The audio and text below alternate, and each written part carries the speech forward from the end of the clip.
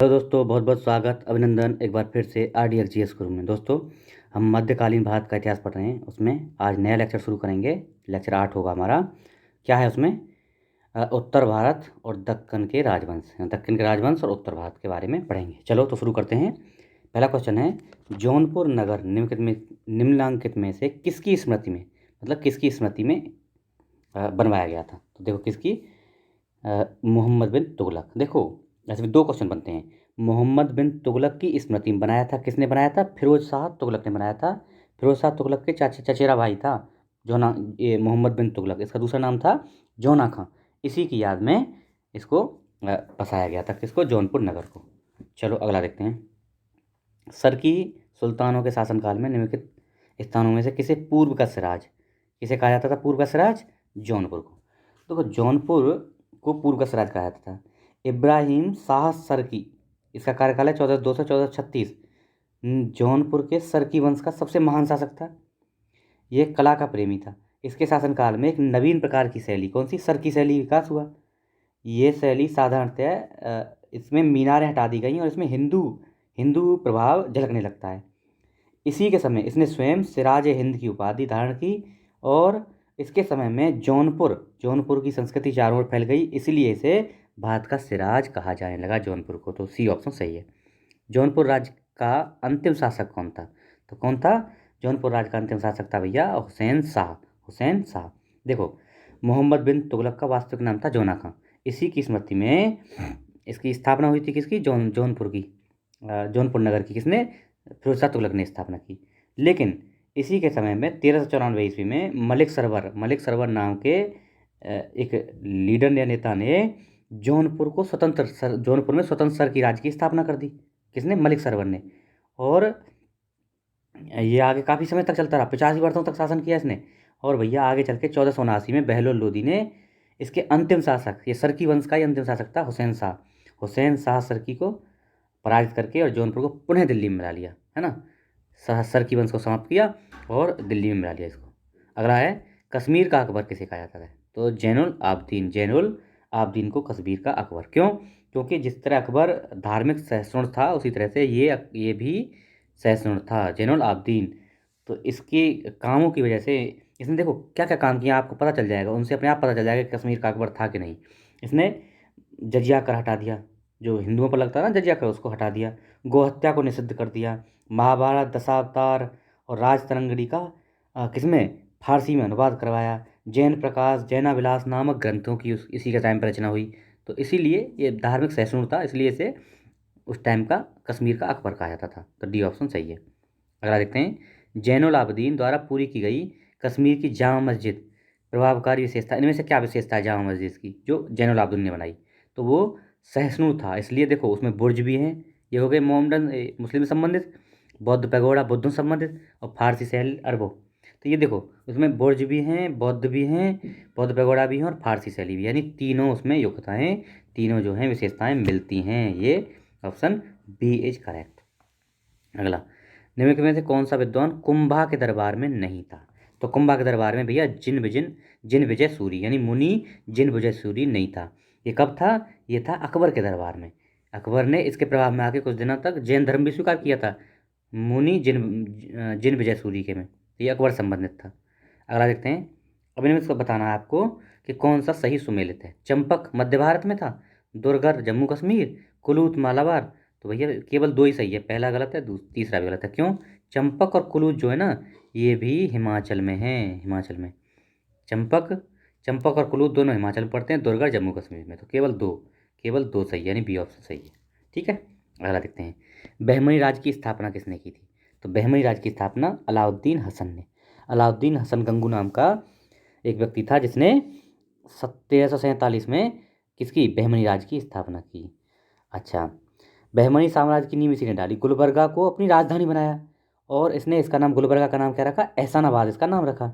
और इसने इसको शासन सही से चलाने के लिए 4 भागों में बांटा। किसको? एहसानाबाद यानी गुलबर्गा को। क्या क्या? गुलबर्गा, दौलताबाद, बरार और बीदर, ये 4 भागों में बांटा, जिसमें गुलबर्गा प्रांत मुख्यतः महत्वपूर्ण था। ठीक है। इसने पद और जागीर प्रदान करने की प्रथा दोबारा चलाई, नई प्रथा प्रारंभ की। इसने हिंदुओं से जजिया कर न लेने का भी आदेश दिया। किसने? अलाउद्दीन हसन गंगू ने। तो ए ऑप्शन सही है। अगला देखते हैं, बहमनी साम्राज्य की स्थापना किस वर्ष हुई? तो 1347 में, भी पढ़े हम, 1347 में बहमनी साम्राज्य की स्थापना हुई। अगला क्वेश्चन है हमारा, आदिल शाही, ये मतलब आपको ये वंश हैं, ये मिलाने हैं किसने किसकी स्थापना की, ठीक है, तो मिलाना है। चलो, तो आदिल शाही वंश, सबसे पहले आदिल शाही वंश किस में है भैया?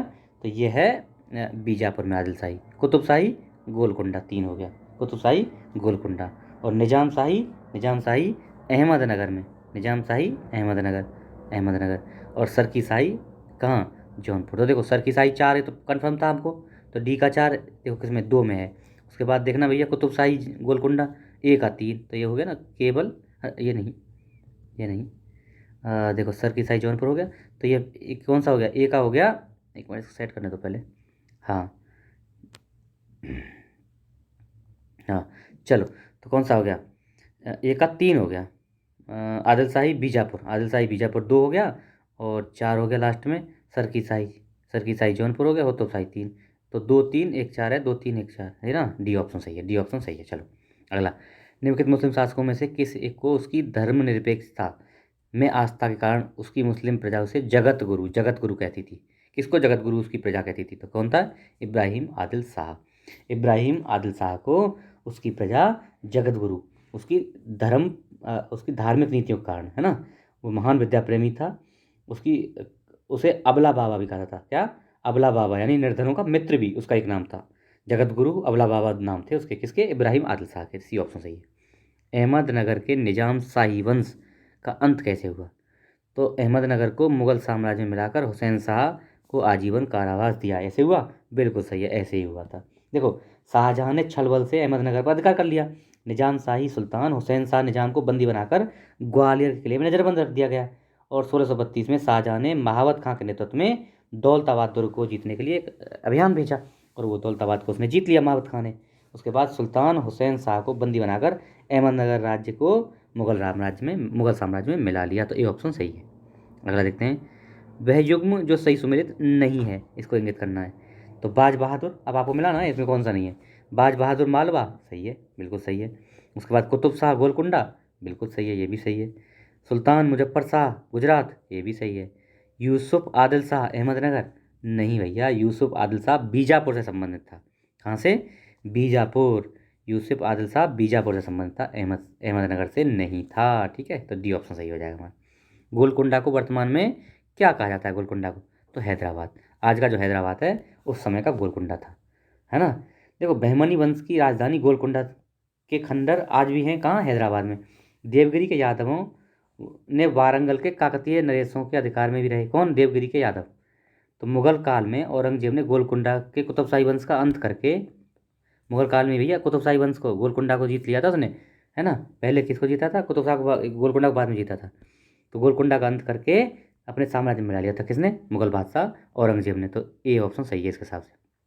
अब आपको मिलाना है कौन से इसमें सुमेलित हैं। तो काकतीय देवगिरी, काकतीय देवगिरी नहीं भैया, काकतीय तो कौन थे? हाँ बताओ, यस, वारंगल। काकतीयों की राजधानी कहाँ थी? वारंगल थी। होयसल, होयसल द्वार समुद्र, ये सही है, बिल्कुल ये सही है बी। यादव, यादव वारंगल, ये यादव देवगिरी, काकतीय वारंगल। और पांडे, पांडे की क्या था? पहले थी कारकई, और बाद में ये वैसे मदुरा भी हुई है। तो ये काकतीय वारंगल, यादव देवगिरी और होयसल ये द्वार समुद्रम। पांडे पहले थी कारकई, बाद में मदुरा भी हुई है, लेकिन पहले के हिसाब से ये गलत है, तो ये केवल बी ऑप्शन सही है। होयसल स्मारक, होयसल स्मारक कहाँ पाए जाते हैं? तो हेलीविडे और वेलूर में, सही है क्या?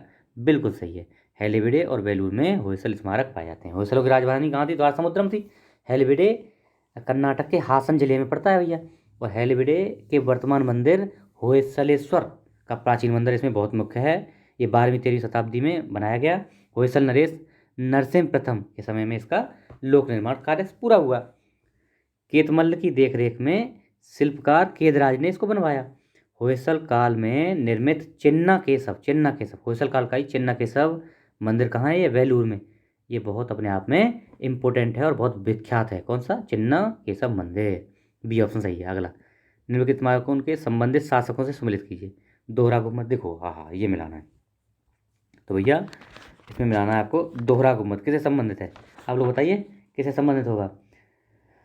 तो ये होगा भैया सिकंदर शाह से, दोहरा गुम्बद सिकंदर शाह। उसके बाद में अष्टभुजीय मकबरा पढ़े थे हम लोग। अष्टभुजीय मकबरा किसका है? हाँ, एक मतलब शेरशाह का। अष्टभुजीय मकबरा शेरशाह, और सत्य मेहराब बलबन, और गोल गुम्बद मोहम्मद आदिल शाह। तो क्या होगा? 4132, 4132 है कहीं? 4132, 4132, ये हो गया बी ऑप्शन। मिला लेना एक बार, फिर देख लेना इसको। अगला, मांडू में स्थित जंतर मंतर जंतर महल का निर्माण इनमें से किस शासक ने करवाया था?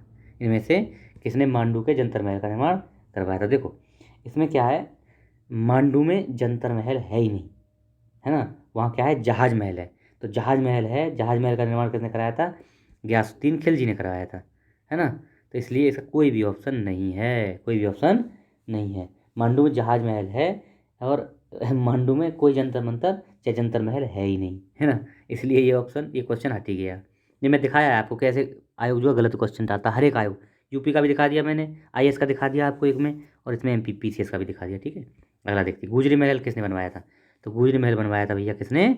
मान सिंह ने, मान सिंह ने बनवाया था गुजरी महल। अगला, निम्न के युग्मों से कौन सही सुमेलित नहीं है? तो अदीना मस्जिद मांडू पड़ती है क्या? हैं? यही गलत है, अदीना मस्जिद मांडू नहीं है, पश्चिम बंगाल में। लाल दरवाज़ा कहाँ है? लाल दरवाज़ा जौनपुर सही है। दाखिल दरवाज़ा गौड़ सही है। तीन दरवाज़ा अहमदाबाद, ये भी सही है। तो अदीना मस्जिद कहाँ है? पश्चिम बंगाल में। लास्ट क्वेश्चन है आज का, दक्षिण भारत के पोलीगार, पोलीगार कौन थे? तो पोलीगार कौन थे भैया? क्षेत्रीय प्रशासकीय और सैन्य नियंत्रक थे। पोलीगार एक सामंती उपाधि थी जो दक्षिण भारत के नायक शासकों को दी जाती थी 16 से 18वीं शताब्दी के दौरान। इसमें क्षेत्रीय प्रशासकीय और सैन्य नियंत्रक का कार्य ये लोग करते थे। क्षेत्रीय प्रशासक थे और ये सैन्य नियंत्रक का करते थे कौन? पोलीगार। तो ये हमारा आज का लेक्चर रहा। आशा है आपको पसंद आएगा। आप लोग इसको शेयर करिए। अगर चैनल पर नए हैं तो इसको पक्का से पक्का सब्सक्राइब कर लीजिए, और ऐसे ही वीडियो आप देखते रहिए, बस चीज़ों को सुनते रहिए, और आपका कंप्लीट होने वाला है। लगभग आधे से ज़्यादा हम पहुँच गए, थोड़ा सा रह गया है बस, मध्यकालीन भारत खत्म। ठीक है, पीसीएस से पहले बहुत कुछ दे दूंगा आपको, आप लोग बस इसको देखते रहिए, शेयर करते रहिए। Okay, thank you so much.